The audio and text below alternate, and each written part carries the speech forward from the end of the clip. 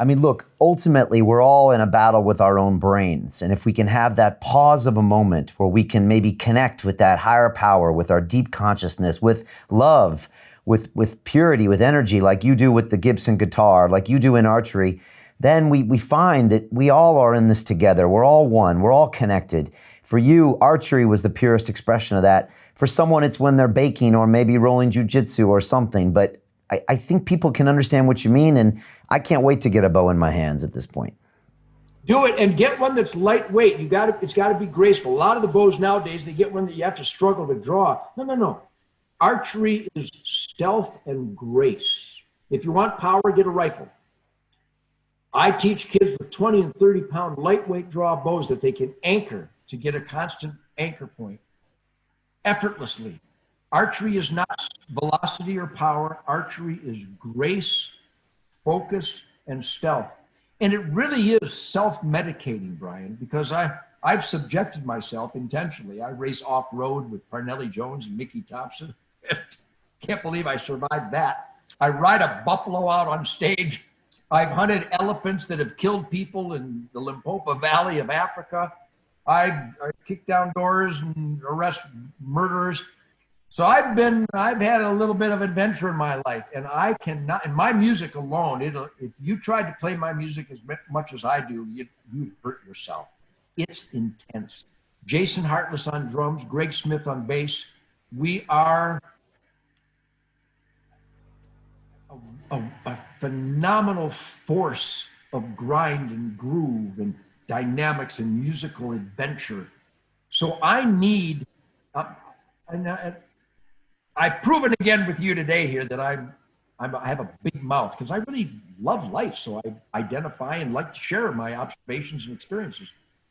But think, Brian, every day, September, October, November, December, January, and February, every day, I'm either in a tree, completely silent for 3 or 4 hours every morning and every afternoon, or I'm in the duck blind with the dogs, completely silent, no world of any kind other than my dogs and a hopeful incoming mallard.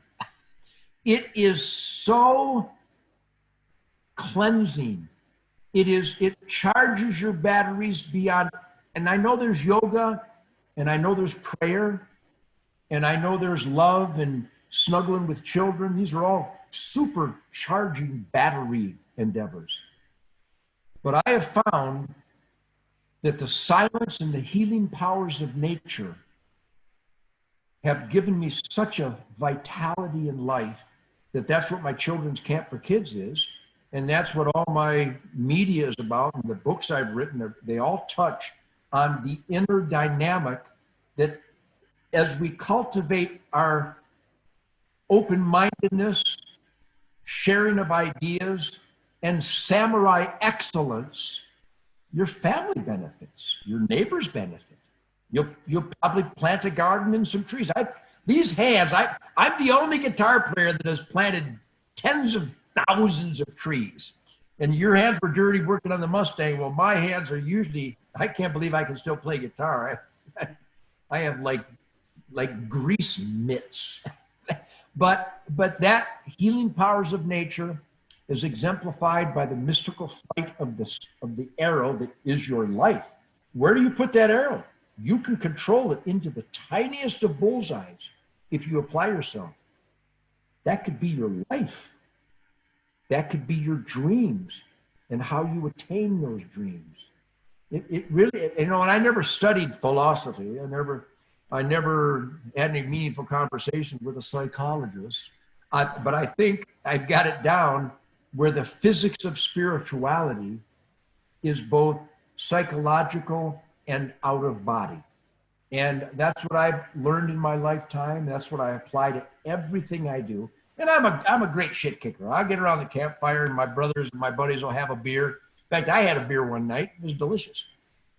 And we'll cook marshmallows with some back straps, the fillet off a nice venison. And I'm as easygoing. You hear about people want to be comfortably numb. Well, I'm definitively comfortable, but I'm never numb. Because comfortably numb is actually uncomfortably dumb. And you're a liability. When you're comfortably numb, you are a liability to your family.